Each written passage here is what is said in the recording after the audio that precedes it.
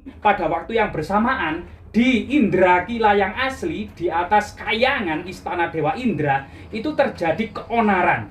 Kayangan diobrak-abrik oleh raksasa yang bernama Niwatakawaca.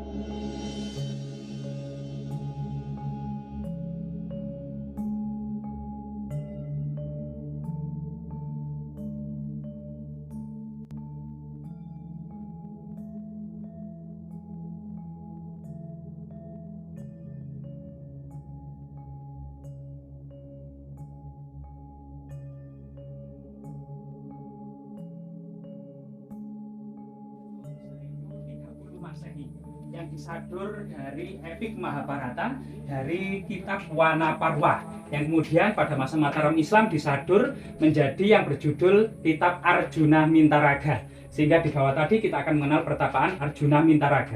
Diceritakan bahwasanya ketika hendak menghadapi Kurawa, para Pandawa itu berkumpul kemudian menyuruh Arjuna bertapa guna mencari pusaka pamungkas untuk meluluhlantakkan para Kurawa. Sehingga Arjuna bertapa di Gunung Indrakila. Arjuna dalam pertapaannya digoda 7 bidadari cantik dan molek. Namun pertapaan Arjuna tidak goyah. Sehingga kemudian datanglah seorang Brahmana tua renta berdiskusi soal agama panjang lebar dan sangat mengesankan. Tapi kemudian Brahmana tua tersebut berubah wujud menjadi Dewa Indra, kemudian pergi.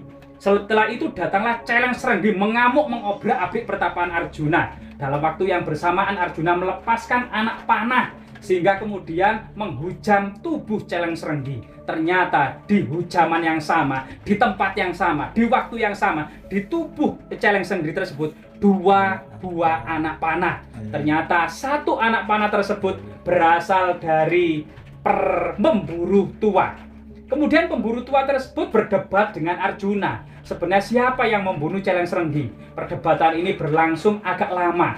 Tetapi kemudian pemburu tua tersebut berubah wujud menjadi Dewa Siwah.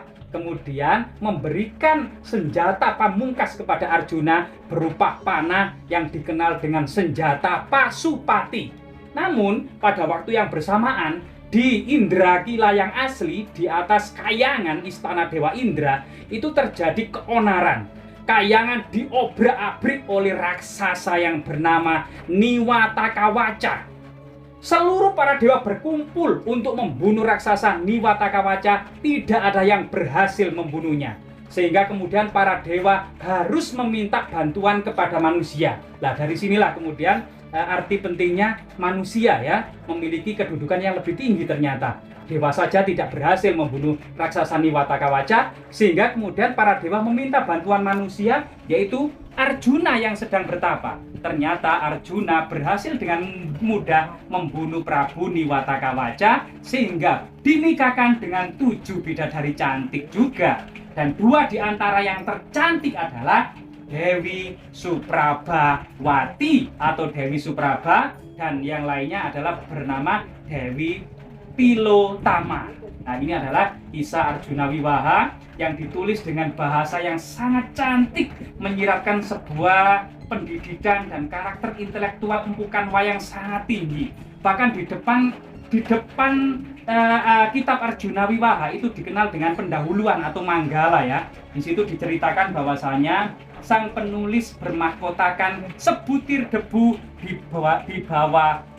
di bawah alas kaki Jagat Kirana, atau dalam terjemahnya adalah bahwasanya sang penulis atau Empu Kanwa ini adalah yang bermahkotakan atau bermahkota itu berkopiah gitu ya, itu sebutir debu di bawah alas kaki sang pencipta.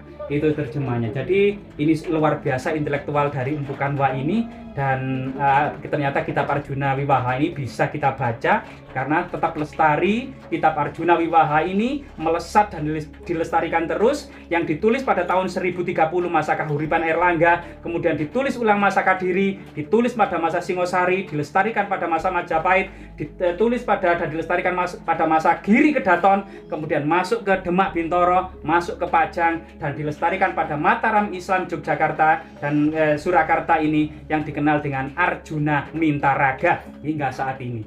Jasmira ya, jangan sekali-kali melupakan sejarah.